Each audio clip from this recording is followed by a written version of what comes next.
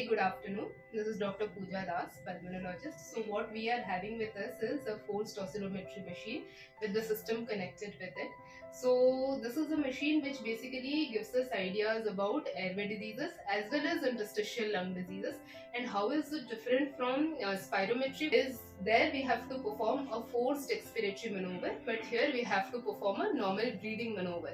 So what and all it is having? It is basically having two parameters. One is resistance and another one is reactance. Yes. So resistance is depicted as R and reactance as X. Yes. So what we have to do is we have to perform a normal breathing pattern of 24 seconds where the sound waves of variable frequencies will be felt by us, and then after 24 seconds the test will be terminated and we will be having the reports in the front. Now how to consider the reports? Here we can see the resistance and the reactance, they are having a certain cutoff value.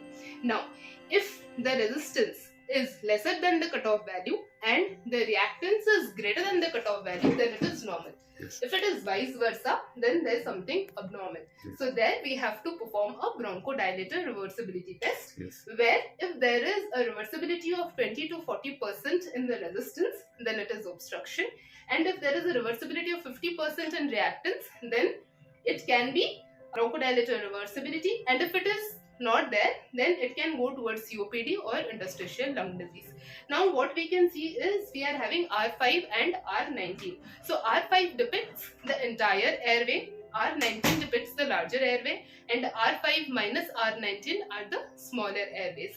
And this resistance and reactance also helps us perform this particular oscillometry over the spirometry in patients where the forced expiratory maneuver is contraindicated, like in patients having recent MI, in patients having raised intracranial pressure, raised intraocular pressure. If a patient is not able to perform